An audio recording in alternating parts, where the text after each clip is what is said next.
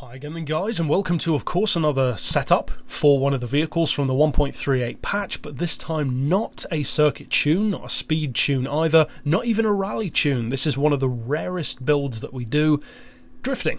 And of course, with the Toyota AE86, it's a pretty much prime example of a car which people want to drift with.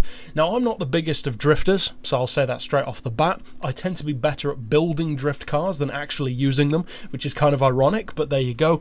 I've had good feedback on my drift builds in the past, so if you like it, then by all means enjoy it and use it, etc. But if you don't, then you've been warned. Now, as far as the upgrades go, I've dropped the weight as low as it can go, improved the power as high as it can go, because of course you don't really want to be sputtering through the corners. By all means, if you want to give it less power, for instance to go into N100 for whatever reason, then you can, but I wouldn't really recommend that. Traction control, obviously you want turned off, you can't really drift with it on. As far as the tyres, I know that different drifters have certain personal preferences as far as what tyres they like to use. I've gone for sports hards on the back, sports softs on the front to help lose grip. You could take that even further and go to, for instance, comfort tyres, like comfort hards for example, or you could go from one extreme to the other with like racing softs on the front, comforts on the back. But I find that this setup with sports hards and sports softs works pretty well for me. Again, with the brake balance, I know that individual drifters like to have braking power going much more so to the back, for instance, to lock up the rear wheels. That depends on your style, because there are kind of three different ways of drifting. You can throttle drift, just throw the car into the corner. You can braking drift, lock up the rear wheels forcibly by foot pedal, or of course you can e-brake or handbrake the car, which is the most common method, or handbrake is as we call it here in the UK at least, which of course, as I said, is the most common of the three. With this particular tune, I would actually say it's more of a throttle entry drifter, so you basically just drive into the corner, you don't need to slam on the brakes, you don't need to pull the e-brake. It pretty much just initiates the drift on its own. So, of course, you can use the handbrake if you want to, but it's not entirely necessary, so adjust the brake balance if you feel like you need to.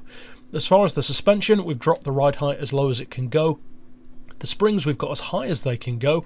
As far as the anti-roll, you can have them from one extreme to the other. If you want the car to be really planted and stiff looking through corners, then increase it all the way up. I like the car to kind of sway around a little bit, like more of a street vehicle, so I've got it as low as it can go. It kind of looks good as it's drifting that way. As far as compression and rebound on the dampers, we've got that as low as it can go for a similar reason, especially when the springs are so high anyway.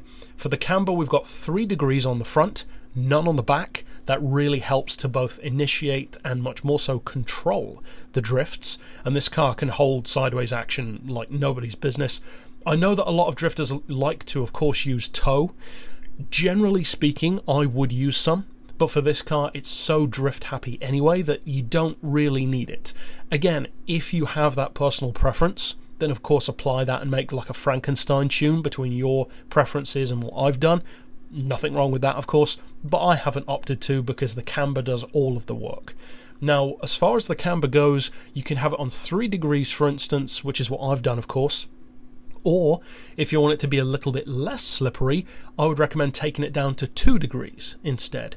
Try both, see what you prefer, or of course try something completely different. As far as downforce, that doesn't apply for this one.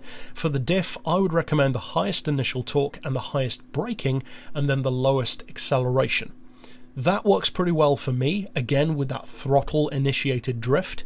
For other people, it might not work as well. Depends again on your drifting style, and it depends if you like to throttle drift, e-brake drift, or foot brake drift. Then as far as even finally the gearbox, of course, although we've increased the power to 240, it's not exactly a circuit build or a speed tune, so the gears are fairly close together. You want the fully customized gearbox, auto setting of 149 miles per hour. Then for the individual gears, 2.45, 1.55, 1.15, 0.925 and 0.775 with that final drive of 4.3. And by all means you can change those, make them even closer if you want to, stretch them out a little bit more if you want to, etc. So of course when it comes to drifting, arguably more so than any other kind of tuning, so much of it is based on personal preference. So if you want to try something different, if you want to add your own flair to this tune, if you want to change something just for the sake of it to try it, all of that is fair game. That's the whole point. So that's it for what I've done, but now of course what you want to see is what can this car do in action. Now, as you can see in this relatively brief section of replay at Suzuka, the sideways action is fantastic. I will say though, this is a drift setup which loves more high-speed open corners. So for instance, the left, right, etc. through Suzuka toward the start of the lap, that kind of thing is where it really thrives. I'd love to hear some feedback on it, if you like it, if you don't, etc. And of course, if you want to check out my other drift builds, you can click here on screen and click the lower link to see all of my other tunes for circuit, drift, drag, speed, etc. But that's it for this build. Of course, I'll see you next time, and for now, as always, thanks for watching.